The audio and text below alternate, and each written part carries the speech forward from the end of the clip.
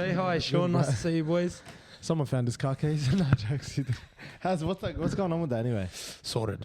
Sorted? Yeah. Sorted. Had a bit of a mishap on Sunday morning. Went down to the bottom of Wentworth Falls. Went for a huge hike.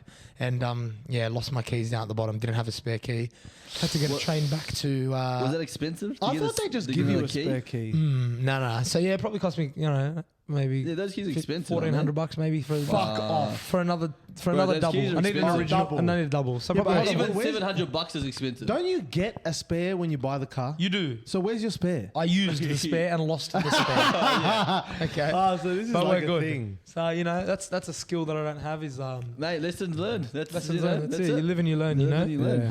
You actually, you don't know how to wipe a toilet bowl either. Last week you shat in my toilet.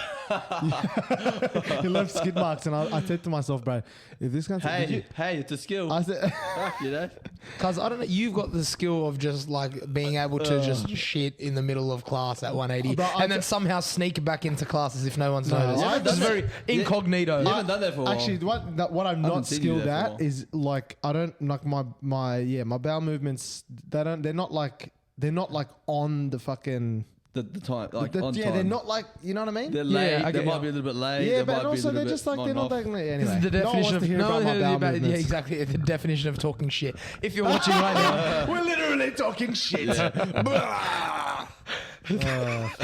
Welcome back to part 2 of Skills. We're not going to go into a whole big intro because we're just kicking off from where we went off last week, I reckon. So where were we talking about last week? We kind of went away from skills a little bit. Yeah, we did. What aren't you skilled at, JP? Oh, I'm not skilled at plenty of things. You caught me off guard there. I'm going to have to think about that one. Pass. No, I don't know what I'm not skilled at. Fucking hell. I don't think what are you about skilled that at then? often. What are some of the skills that you've let's start learned? there, you negative cunt. Oh, what skills did you start with LinkedIn? Or what did you learn from LinkedIn? I think actually, you know what? I'm gonna even take it back a step and say that I think there's a lot of skills that we acquire that we're not really very aware of very early on in our life. Like, I mean, for example, if someone was to tell me, or if I, now I tell myself that, how much working in retail benefited me. But, if someone was to say to me back then, like I'm going to go into retail and I learn skills and I talk to people, whatever, I would have kind of brushed it off and said, I'm just working in a job here and, want to earn a bit of extra money so I can go to the club on a Friday night, buy bottles with the cousins, whatever. Buy bottles, cuz. But yeah, like, for example, I think about like some of the earliest skills that I learned was from, the fact that I just got into working in retail so early and I was talking to people so often, so early. And I also think that I experienced, you experience competition and stuff like that at school, but I experienced competition in the workplace really early. I got the bug for competition in the workplace really early because, first and foremost, I worked at Greater Union and that wasn't very much a competitive environment by any means, but you were dealing with people all the time. But then when I moved into working at, where'd I go? I went to Superdry. Pacific Brands at the time owned Superdry, they owned Bonds, a whole bunch of diesel. So yeah, working at Superdry, getting in and having budgets and your colleagues having a budget and you having a budget and then, competing for like items per sale, who can upsell a pair of socks, with a fucking t-shirt, or who can get a pair of underwear that are sitting on the counter when someone's interested in buying stuff. Like, make it a bit of a game. Yeah, made a bit of a game. So I think that like I took to competition well and, I got a lot of exposure to talking to people often at a really young age and learn to, even something as simple as like breaking the ice with someone is not like rapport building. Not really as rapport building, breaking, having icebreakers. Like it's not something that, I know a lot of people, cousins and people that I know or whatever that they just didn't get that experience in retail. Some people might even say like, hospo might be kind of similar or even some say even better. Like, so I think just, when we talk about skills, I think that was a big thing for me that, was definitely the stepping stone for me to do what I did in my career, honestly, because, that's just what I do now. I literally talk to people for a living. I do my best to like educate and influence, and those are the kind of skills. But is that a skill that's been developed and refined? But you had a good base of being able to speak with people, true? Like, you know what I mean? Being able to communicate naturally anyway. Very good point. And I think I credit that. I credit a lot of that to my parents. To my mum in particular. I mean, look, I went to a good school, but like my mum used to read to me. you know, every day. I actually remember, I can visualize it. She used to read to me all the time. We had all the Dr. Seuss books. Yeah, wow. And she used to tell me how, I don't know how old I was, but she has a very distinct memory of when one day she was reading the book to me and I took the book off her and I said, no, Mum, I'm going to read it today. And like, I don't know if I actually read That it or sounds if I like a little memorized Big it. boy JP. What are your big boy pants So on? I took the book and then I can't remember if she said that I read it or if I had it bet you did memorized, read it. or I just knew it because she'd read it so many times. But Cat in the Hat, was it? Or Green, yeah, green and, Eggs but you and know Ham? what? They were really big on that, and I don't know if, like, you know, when I was at school, I was in some of the plays and speech and drama and all that sort of stuff. So yeah, I think that you know, I'll definitely credit my parents to that in terms of like they understood the importance of, you know, the ability to communicate. And you know, I think part of that is also because, you know, my dad is obviously Egyptian. He came here when he was like mid-30s, and he was working in Hawkesbury. I don't know if I mentioned this to you guys. Working in Hawkesbury out in Windsor. Man, that place is really Aussie, very white now, let alone imagine what it would have been like, you know, 30 years ago or something. And I think he always was trying really hard to assimilate into Australian culture. Like he still has the Aussie slang books in the top of his cupboard. Oh, wow. You know what I mean? Like he's G'day, been wearing mate. R.M. Williams boots for so long. We went to the Tamworth Country Music Festival. Like he's always been very Assimilating into Aussie like culture. wanting to like be a part of it Part of and the not culture. separate. You know, just because he's, you know, Egyptian. And mind you, my dad is a fucking proud Egyptian. Like his Facebook photo's got the Egyptian flag wrapped around him. He goes back like twice, 3 times a year when he can. It's like when Actually, he's you going were a back kid and you were trying to wear Vans and like Yeah, Indian exactly clothes, right. like your dad doing it for that. Yeah, that's hilarious. But I think that like because he felt the importance of that, they must have then relayed that, you know, onto me. So that's what kind of, you know, going back to the, I guess the foundation, I think, of where some of those skills probably came from in the first instance. So when you were at Superdry with doing that type of selling, is that something that you knew you wanted to do, sell, or was it in some capacity? I mean, we all sell, obviously. Yeah. But you're specifically in sales with tech.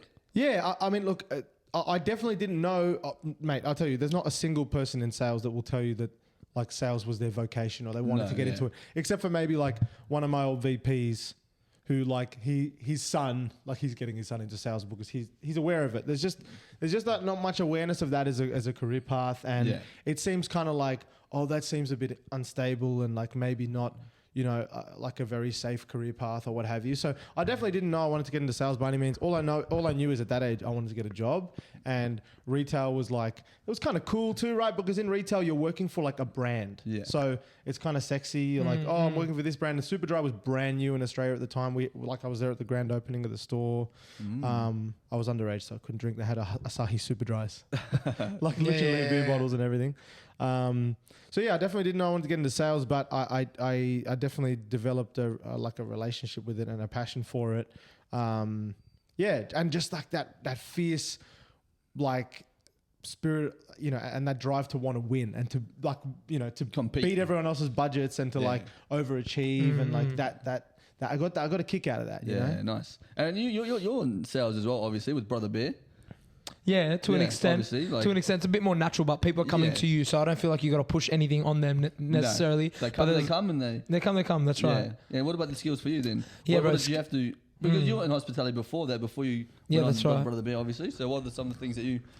Yeah, I don't know. I think the skills, I don't like think of them in black and white. Like, oh, these are the skills I learned in, you know, running my shop. I think running the business and like obviously doing stock take and doing my financials and counting cash at the end of the day and like working. I think these are all skills within a business. But in terms of skill, communicating with people, that was always like very natural because we were working in cafes and restaurants and bars and that before. But I think I like to think that no matter what person came, like whether like big, small, old, young, black, white, like I always feel like I could have just had a very personable one-on-one conversation with that person. And it was a very, like, you can reach over the counter and literally like touch me. Like it's not far, like we're so close to one another. So there was a very personal relationship there. And I think like building that rapport naturally over time, it felt like people used to come to the shop all the time and be like, man, we're like, all my customers were my mates. Yeah. So it felt the environment. It felt so natural. Shop. Correct. It's like the environment. It is. But even more so, like I really don't know. And like I challenge anyone like that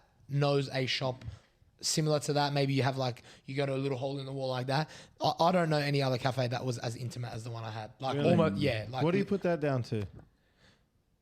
Like, did you know? Like, did you know? You didn't know these people before you had the cafe, most for the most part, right? I believe my personality. Yeah. I believe my personality, and I also believe like the physical structure of the shop being 4 meters by 4 meters, and close. okay, that's the star of the show. They're like, there's Maddie making coffee at the window. Like, you just know, like, I'm gonna fucking be there. You know what I mean? There was no one else there, bro, except my brother, obviously. And at the start, that's what was awesome. It's almost like you were the brand. Yeah. You were the brand, the right? Yeah, Like, which was hard, which was beautiful and like difficult because I could never like pull myself away. Yeah. And when selling the business, it was a big part of people like that were looking into like potentially purchasing it was that they were so aware that, you know, people would come to hang out. That's Yeah. very Yeah. that's very They interesting, would isn't it? miss And that. that's They would one miss that face. They would miss that. That's one Yeah. thing a lot of That business person. owners talk about is like they talk about you know, getting to a point where, you know, even working in recruitment and stuff, it was always like people always wanted Stella, my boss, you know, Stella, the director, Stella. And then that must be such a difficult thing To pull away. you know, to pull away and to keep the business running at, you know, the capacity. Yeah, 100%. I feel like that's obviously a skill in itself, but like at its absolute core, like regardless of customers and business skills and financials and all those things, I think the skill came back down to like I was a barista. So like I like the skill Maddie's of coffee. making the skill of making coffee. I still to this day get so much satisfaction, and it's so therapeutic to like make coffee. Like I love the whole process. Like you have fresh beans, you grind them, you're measuring exactly how many loves grams it. are in there. It's like an art. It's like it's art, It mate. is, bro. Okay, tell us about like the time that you were learning that. Oh, Like, okay. what was that who like? taught you Where to did do you that? do that? And Yeah. So How did I that come remember about? I was probably 16 or 17, and I just, whenever I used to walk into cafes, I used to just be like, yeah, this is where I'm meant to be. Like, it just, I don't know, there was something about it, whether it was, like nowadays there's cafes everywhere, but I think like 2011, 2012, like cafes were just like sort of becoming cool. There's like, like avocado toast and cold brew and like all this like cool sort of like cafe culture. Nowadays it's a bit more wanky, and it's like, you know, they're moving away from like, I guess, hipster barista sort of coffee shops now. But when I first started, there was like so much like pull for me to go towards that. And then had a friend of mine have a cafe in St. Ives called Stanley Street Cafe. Awesome cafe. That's where I started learning. But at the start, it was very foreign. Like I was just getting used to like grinding beans and like understanding the whole process. But I remember I used to just literally go hand out my resume to as many places as possible. Most places wouldn't take me because like with being barista, you have to have experience, but how do you get experience without like getting experience type of thing? It's one of those cases. But this lady's like, oh yeah, she opened up a new shop. She's like, yeah, you can come like learn off this barista. I don't know if we're going to give you a job, but she offered. So I was like, yeah, damn, like whatever, I'll go in. I was like 17, went and like worked at this shop for like a day for no money, just to go hang out with the head barista, Max, I remember his name was. And he taught me so much, bro, like in this one day. And then I used to just watch YouTube videos after YouTube videos. And then like I picked it up super quickly. And then after that, it was just like refining latte art, bro. Like, you know how your explore page on Instagram is like whatever you scroll? Mine used to be literally just people pour. I used to watch for hours, bro. Wow. Like, I'm kidding. Coffees. Just people pouring latte art, especially in Japan and Korea. They're like very, I don't know what it is about, and I want to get into this as well about skills, like culturally with skills. I feel like some skills are naturally like better with some cultures, like things that are think about soccer. Think about soccer. There's one. Right. Even things like that are very precise. I just feel like with Asians, they're just a little bit more delicate with their hands. They can just sashimi. Yeah. I get ya. If you go to Korea and Japan, all the baristas are just like very like. Is the coffee good there? When I was in Japan, it was fucking sensational, bro. Really? Yeah, it was really good because there was lots of Aussie roasters over there, all press and single O. So there's lots of like. Man, what's the deal with Australia and coffee? Yeah. Do you know anything about Does that? Australia have great coffee? Like Americans talk about that quite a lot. Everyone talks about how good the coffee. Yeah. Why is Australia's that? just got a great coffee culture. All our coffee beans like come from specific parts of the world. But like, for example, if you go and like the coffee you had this morning from Campos, that bag, and this, I feel like this, if we're going back to skill and referring it back to skill, I feel like skill and knowledge are intertwined. I feel like the more knowledgeable you are about a certain topic, the easier it is to pick up the skill that's related to the knowledge. Because like, if I didn't have a genuine interest in learning and accumulating knowledge, then that wouldn't translate to me being able to put in the time to develop that skill.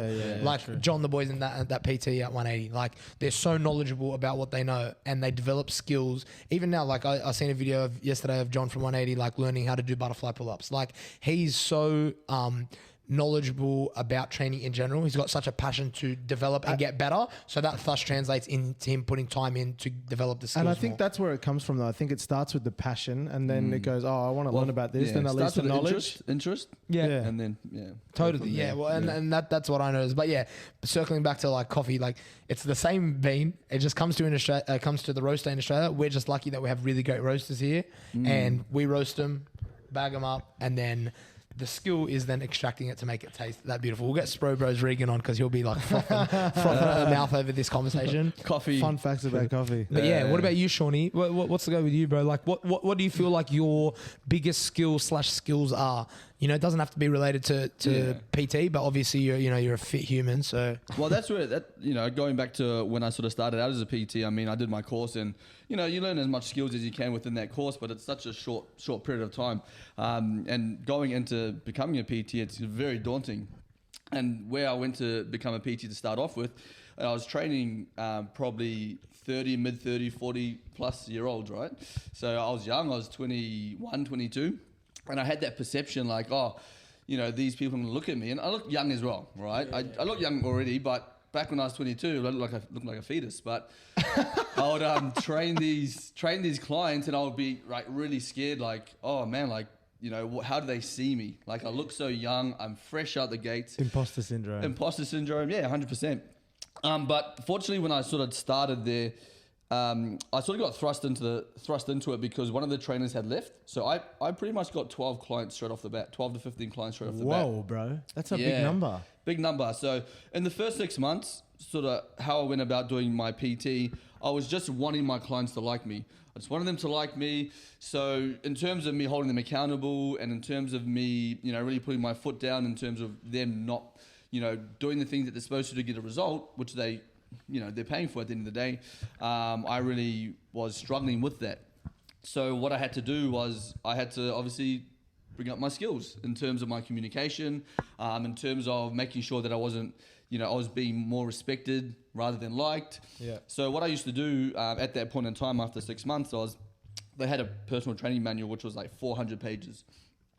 Talked about nutrition, programming, communication, disc analysis, etc. So what I did was, and going back to like being interested in something and passionate about something, I was obviously super passionate about PT. So as I started to build up, and unfortunately I was still gaining clients through that 6 months, even though I wasn't confident in, my communication style at the time, because this is what would generally happen, right? I'll give you a bit of an example. So a client would come in, we would have some goals that we want to do in terms of, making a certain amount of drop in weight over a certain amount of time. They had to do a food diary, all that sort of stuff. So they would weigh in. They wouldn't hit the mark. They didn't do their food diary. They didn't do their walks. They didn't do what they were supposed to do for that week. So I would just be like, oh, okay, no worries, let's go train. And I wouldn't bring anything up. I wouldn't hold them accountable. I wouldn't, again, because I was in that mindset where I wanted them to like me. Yeah. I didn't want and you didn't want to be upset aggressive the or so okay. that was sort of how it was going. Like some of my clients were still getting results, which is fine, but I wanted to refine that. I wanted to be better at this. So what I would do is I'll lock in, I think at the time I'll lock in 2 hours of study, and I would read this PT manual. So first of all, I'll start with communication. That was the first thing I started with. And that's what they talked about within that. The whole manual was about being respected more than liked, going through disc analysis, which I think we spoke about a little bit last week in skills. So understanding people and understanding how they communicate, understanding how I can communicate with them better. So I just did that over and over again. So everything that I learned in that 2 hours, I would come back out onto the floor as a PT, and I would regurgitate it and just try my best to obviously put it into practice. So I did that, and that was for probably a good 4 years where I did that, where I just went through this PT manual, 400 pages. I actually added another 2 hours of that, so I was doing 4 hours a week, where I'll just lock the door and I'll sit in there and I'll just learn as much as I can to refine those skills. So some of the skills that I got better at was obviously the communication skills, understanding people better. So the scenario went from now, when a client would come in and they weren't doing what they were supposed to doing, it was like, okay, well, let's go sit down and let's have a conversation about this. Tell me a bit more about what's going on in your week. What stopped you from being able to do this? And going through those processes of communicating more effectively with clients, as opposed to just going, okay, no worries, let's move on. So I think it took about maybe even 2 months before there was a dramatic switch and change in me being able to get my clients results, and also seeing that they do respect me a little bit more, where they're going to be doing the things that they were supposed to be doing within that. So the main skills there was, again, communication was a massive one. And I could communicate with people, I could talk to people. I mean, that was easy, but when you're in a situation where you're going client PT, it's very different. The dynamic has changed. It's not person to person. It's like client to...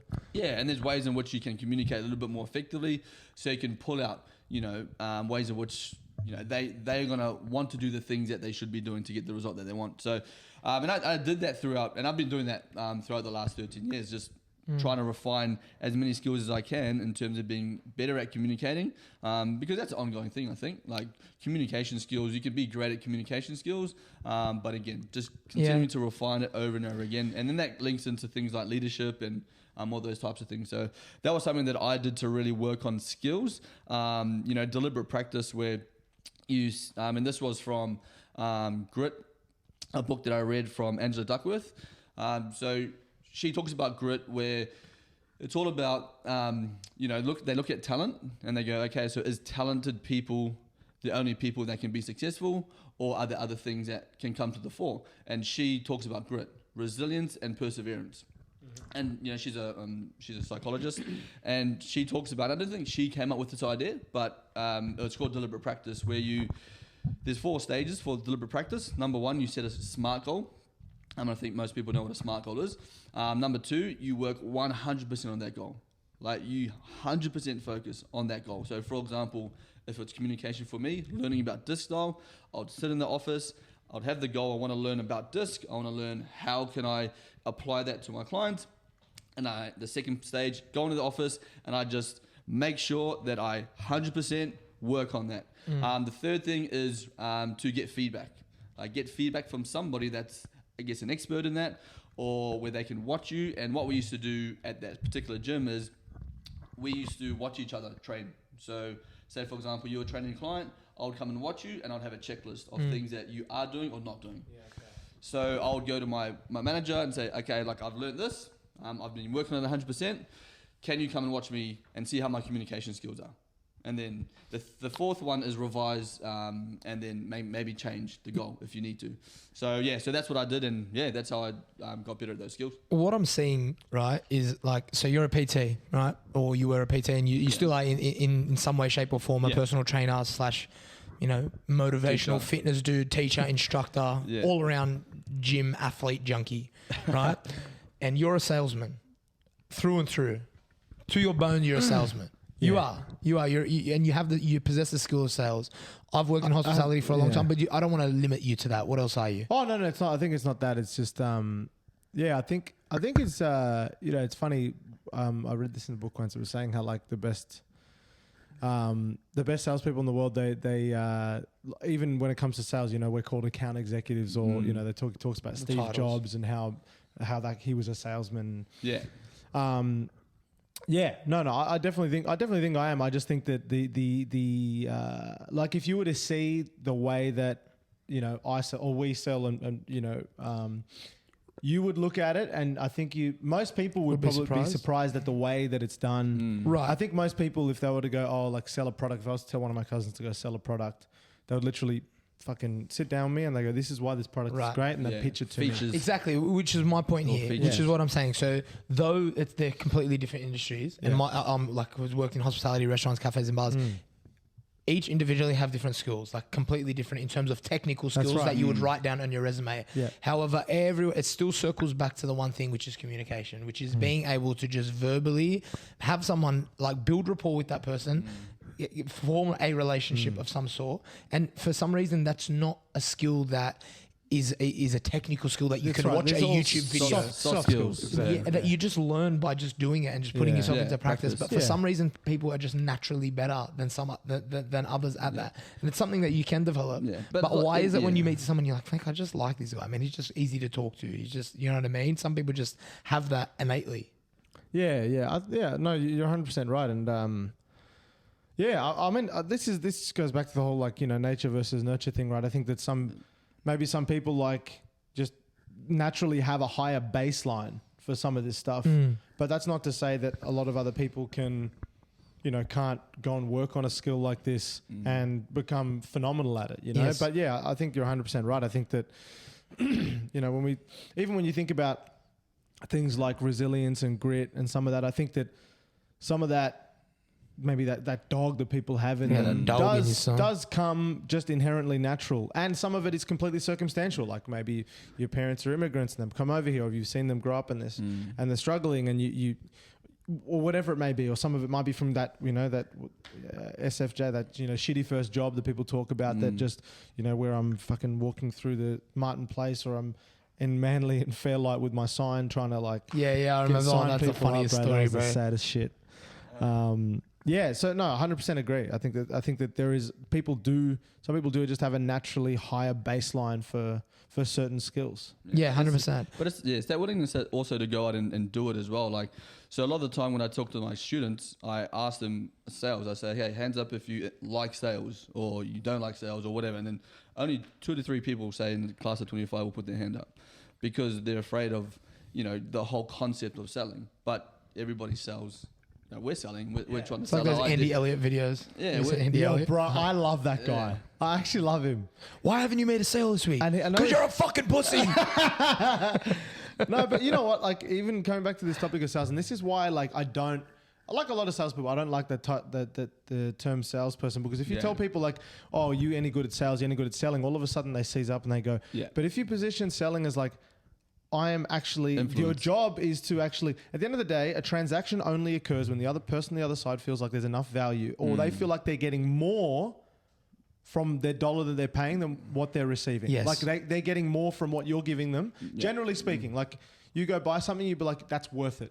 That being worth it means that you place more value on the thing you're receiving than the money you're exchanging for. So a right? salesman isn't to convince them, but rather to present value. Present value and to solve a very specific problem. Because you got to always remember that no one's going to hand over their money unless they think it is absolutely unequivocally worth it, right? Yeah. So that's why a lot of it, that's why the basis of selling is discovery. In any instance, any industry, PT, what I do, whatever, is understanding what it is this person is struggling with, or what are their key challenges, what are their problems. At the end of the day, change is hard. So what is the catalyst?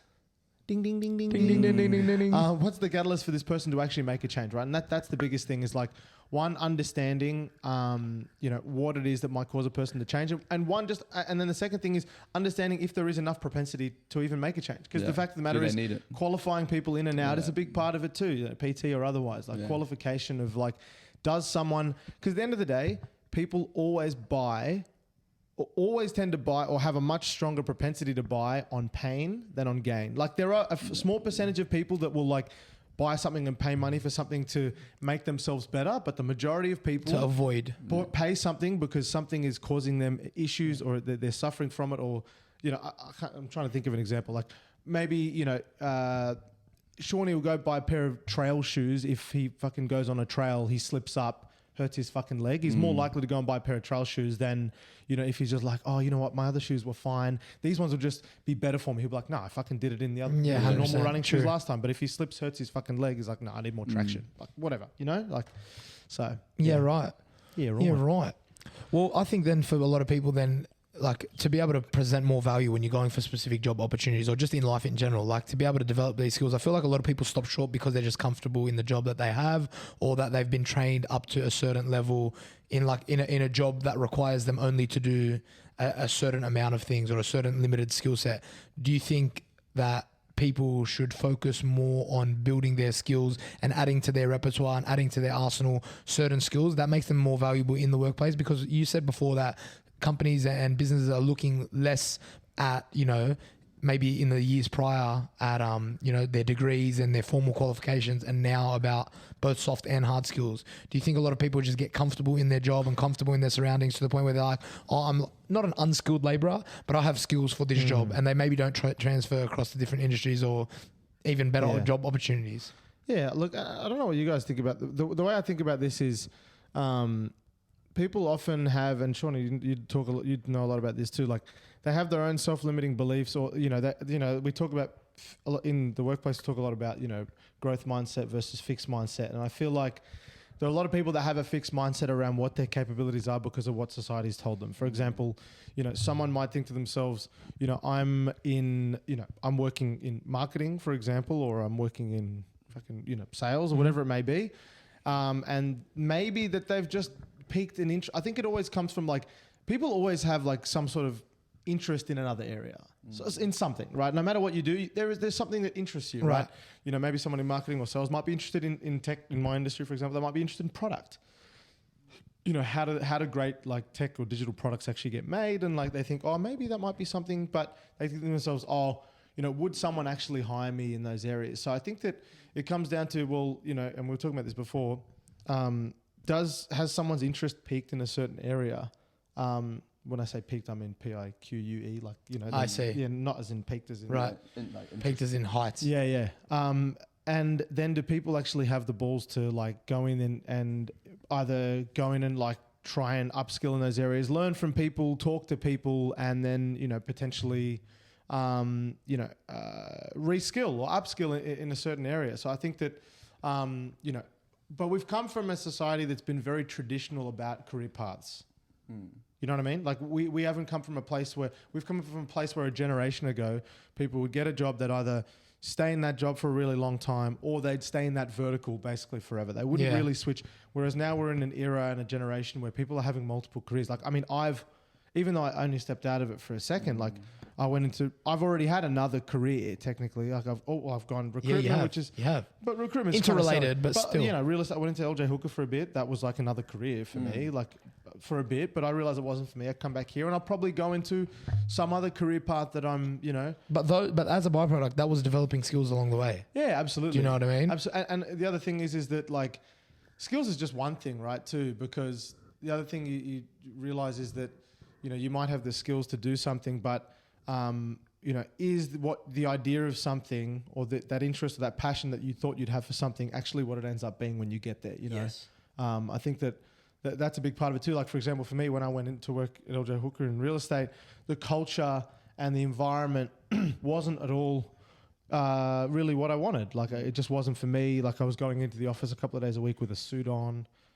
It wasn't me, right? The environment and the culture. So I think that when it comes to choosing a career path, I think skills and interest are one thing, but I think that culture and environment are something that it's unfortunately as important. But you can't really. It's one of the things you can't really get. It's difficult to get a feel for that unless you're in it. Yeah, it's difficult. You just got also just try stuff. Yeah. Yeah, at some point in time, you just gotta go and try stuff. Is that a skill in and of itself, being willing to try, or is that more of a character trait? Do you know what I mean? That comes down to limiting beliefs, like people not wanting to try because potential judgment or potentially 100%. They're gonna go down a path that's not right, that their parents don't think that's good for them, or they think they're the family, or whatever it may be. So that could be something as well. Then.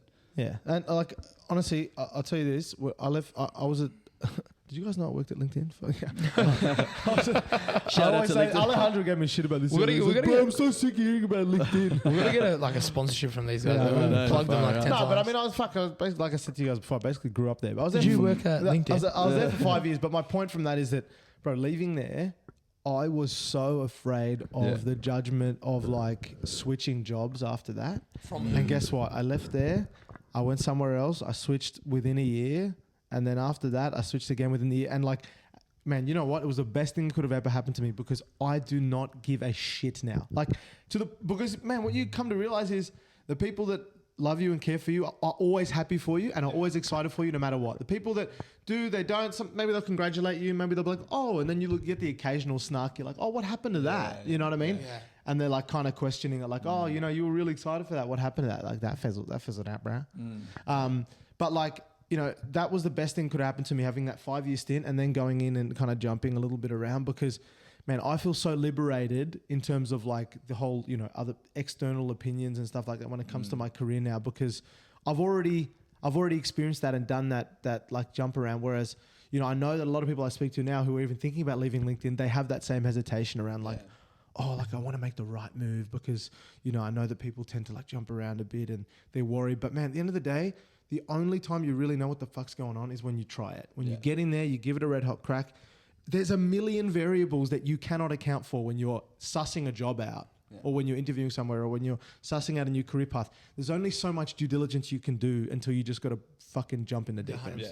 Yeah, but that's it's hard for people to be able to do that, whether they want to start a new career, whether they want to start a business or whatever it may be. Like, they have those limiting beliefs, boundary conditions, but it all comes down to, like, are they willing to try it? Are they willing to put themselves out there? And there's so many limiting beliefs that people have. Like, so many. Like, did you have limiting beliefs when you were starting your cafe? Was there anything that sort of you had in your mind that sort of thought they could potentially hold you back? I was He's like, no. Nah, I fucking smashed it. Let's go. I was always very confident in myself, bro. Very confident in my ability. However, I was scared. I definitely was scared. I was like, there was definitely doubt of, like, fuck, I'm 21 years old. Like, I don't know how to, like, run a business. Like, was it like, we're scared about what? Like failure. Naturally, you just there's always going to be a fear of failure naturally. But I feel like you said, you just gotta stop dipping your toe in and dive the fuck in, man. Like, that's exactly what I did, bro. So but I think also, like, there's two things. Like, people think that people don't want to go and do something because they might fail, right? Like, they're gonna fail, or people are gonna judge them. But also, I think a lot of the time people go, okay, what if I get there and I do well and I have to continue to do it? Like, I have to keep up this new person. I have to keep up this new identity. I have to keep showing up at this time. I have to keep posting on social. I have to keep being in the eye, or whatever it may be. Like, I think people need to realize that that's another side of it as well. Yeah. Like, what if I actually make it? Where do you think that? Where do you think that goes wrong? So, as in, okay. Point is, like, I'll give you an example. I've actually thought that before about, like, I'd considered the buyer's agency path, and it still might be something I consider in the future. But one thing I've thought to myself is, like, what if it goes, and I like, what if it goes really well, and then all of a sudden, like, I find myself in a position where my weekends are shot, and I know it's a stupid fucking thing to think, right? Because, like, once you're there and you're successful, surely you're just going to be happy and you're like, great. But at the end of the day, like, you love balance. You go down a path, and, like, and it's funny. I was talking to a mate of mine who started doing, like, kind of coaching and, like with a psych lens on it, and he was saying how I was talking to him about how my career path in tech and career path in, whether it be buyer's agency or real estate or what have you. And we just got talking, and he doesn't really talk that much. He kind of just prompts you. And that's the whole idea behind coaching. He just wanted to do some practice sessions with me because he's been studying it. Yeah. And fucking intelligent. Bro, probably the most intelligent guy I know. Andrew White. Shout out Andrew White. Love you, bro. Probably not listening. So he was saying how like, regardless of he wasn't even saying, he was prompting me, tech or real estate, and he's like, okay, well, what are you trying to achieve through that potential real estate path? And I'm like, I guess that, independence, running my own, business, and the potential for the earning potential to look after my family and to build something, worth building, but while also having that flexibility. And basically we got to a point where he's like, well, it kind of sounds like they both offer those same benefits. Maybe one has a higher ceiling in terms of owning your own business, what have you, but it sounds like they both enable you to provide. They both enable you to have that level of flexibility. In fact, you'd argue that maybe the other one, that the tech path that you're already on might lend itself more so to that. And then, I got to that point where I was like, oh, you know what? Actually, even though this other one that I was really keen on, because of maybe what other people have been saying too. Other people talk so much about flexibility and running their own show, but that's because those career paths that they're on don't allow them the level of flexibility that maybe the career, in tech or what have you. So anyway, bringing it back to the point, which is like, what if something goes really well? Well, something like that real estate path, like, all of a sudden it goes well, your weekends are really busy. Kristen does her flowers, and people are often maybe afraid of, like, what actually success might bring. Yeah, that's right. I think that's maybe a little bit more, not rare, but it's lesser so, but still a thing. Yeah. Shout out Andrew White. Thanks for listening, bro. Appreciate you. Hopefully. JP used to work for LinkedIn. Oh, man. It's an interesting topic. I really wanted to get onto the bit about I don't know if we have time, about the whole, like, we're talking about, like, skills inherently, like soccer, and, like, why is it that, like cultures and the environment, and, like, you just go to South America, or you just go to, like, because they worship fucking Messi and Neymar and all these, like, sort of, like, it's like worship. But it's just like it's part of the culture. Literally just You know, this whole like not manifesting, but like visualizing something. Like for example, I was thinking about the snatches I was doing today, and I felt like I got better at them just from watching people on Instagram do them. Is it because they're just so exposed to like bro, I got better like that. Yeah? I got better By like watching? that by Yeah. fucking It's just exposure. scrolling, but doing it and practicing. Coffee. Doing it and practicing. Coffee, no, coffee, but yeah. Olympic weightlifting. Yeah, just from watching, not even from like watching and practicing, just watching. Like, Just watching, but as well, like I was under like Kyle, I forget his last name, number one. Sanderlands. Wait, no, Oh, sorry. no, If you're definitely. saying number one, it's all too Kyle and Izzy from Uplift Gym out in Maryland. They're the top female and male weightlifters Oh, no way. in Australia, and they're both my age. They're Whoa, boyfriend and man. girlfriend. He and I just was missed train- out on Olympic medal. Like No just, way. Yeah. Yeah. Oh, like he was in the Olympics, but Yeah. oh He- wow. like, I'm pretty just sure it was missed out. Commonwealth, not Olympics. Was it? Yeah, Commonwealth. It's from the area? Olympics, yeah. Oh. From the Yeah, area. he lives in Auburn. Oh, Bro, what a he's a sick- fucking machine, What bro. This national- guy's what got national is he? Aussie. Yeah. Kyle, shout out Kyle if you're watching this. Love you, bro. Probably not. Probably not. And Izzy. No, they're legends. Like I used to train with them at their house during lockdown, and then when they moved into their space at Breakthrough Fitness, they've got their own little gym called Uplift. Man, like it was awesome because learning that technical skill, I loved Olympic weightlifting through CrossFit and through training and like, you know, like training at these functional gyms, but going in and doing specifically Olympic weightlifting. Bro, you're a gun at it. Too. Bro, Yeah, 100%. and because of them, bro, because of their like cues, like literally they were just like, Kyle will watch someone, he knows like the motor mechanics of the human body, and it'll just, he'll just be like, okay, bro, just move your legs slightly to the right, and then like jump forward more, or some little tiny cue, and all of a sudden, like I'm like, wow, that felt better, and he's like, yeah, I know, bro, I'm a fucking weightlifter. Right? So like, I'm a gun. learning I'm the those best. technical skills, but also too like watching guys like I think it's Meso Hana, and there's the Georgian weightlifter Tasha Talkhadze. I've seen the videos of that, bro. He's like, got what like a the fucking Kyle himself, bro. 300 Has got like 160 kilo snatch, and then like a 205, I think, kilo clean and jerk. Wow. So like, bro, ridiculously, Bro, people can't ridiculously deadlift strong. that. Like that's like Yeah. a heavy deadlift. And that's the thing. Like he heavy approaches deadlift. the bar as if like he's just about to just deadlift it, and then all of a sudden he throws it above his head. And you're like, Yeah. holy shit, bro! Bro. Like, crazy Technical, stuff. eh? Very Yeah. technical technique. But like, everything. yeah, bringing it back to that like whole like the exposure and the environment and how important that is, and that's why like, you know, you see there's people in South America or, you know, even in like New Zealand, like the rugby culture, you know what I mean? Like it's just crazy how just exposure to those environments, let alone like obviously the fact that there's access to people that are more skilled at it and what Yes. have you, is Yeah. just like means by default the baseline is just much so that Do much they have higher. cars much in China? Yeah, cars. Okay, yeah, just But you Yeah, see, nice, yeah. but you see a lot from a yeah. But you see a lot of the, like say China. Ronaldo, Yeah. Ronaldo, like he grew up poor. Yeah. Like he didn't have access to. I mean, at some point in time when he Yeah, got picked yeah, up, yeah. obviously, Yeah. like when they started to see him, Yeah. and he started to go to these academies. Before that, he was poor. He was Yeah. using a But can. if to learn Ronaldo how was to born in juggle. Sydney, no one would know who he was. Well, That's the whole point. Yeah, but You that's, know what I mean? but that's Yeah. what I mean by what skills did he learn in that time before he got Yeah. picked up by those academies? Yeah, like what touche. was that environment? True. Oh, bro, it's Like so they- fucking interesting. you Have know. you seen Messi move to America so he could go shopping in peace? No one notices him. So like Lionel Oh, no Messi like way. lives in Yeah. like like What do you mean? Even like with his normal Miami. face, He signed with son of Miami. people don't know who he is. You don't know who Lionel Messi America- No, is? people don't know who he Yeah, is. but but still, still, not in he's America. Lionel fucking Messi. America don't know who people are. Yeah, No, they- I'm saying I'm yeah, tripping you're out that I tripping- don't yeah, know who yeah, he yeah. is. they're dumb Americans. You know what I mean? They probably know who he is, but Fucking yeah. dumb Americans. No, I'm joking. They went to Miami. China. Sorry, Shawnee. It's not a good skill. And that's a wrap. Nah, where we at? This is skills part 2, so we can kind of wrap it up now. Up Yeah. to you guys. Yeah, sounds good. Yeah, love that. There we go. Love that. We're gonna get a guest speakers week in, week out in the next couple of Soon, weeks. yeah. Very, very soon. We're Yeah. in the process of teeing that up, so I'm very excited for that. That'd be Yeah, good. we're Yep, just definitely. we're actually crossing people off. There's been a lot of requests, so we just got to go through. Yeah, cross we just got people to go off the through it. list. I'll speak to our manager and our sort of Yeah. PR team. Hey, can you? Yeah, got the call. Yeah, sweet, sweet. yeah. Thanks. Yeah. No, cheers, guys. Coffee, bro. Yeah, just make sure. Can you get the limo? Yeah, Get the fucking limo. All right. All right. Hey, All good. I'll get a double Mac, please. Yeah. Thanks, mate. Double Mac. Beautiful. big Skills one. part 2. Skills part 2. Thanks, guys. Alright. Love that. Rock and roll. Doodles. Get the limo. Get the fucking limo.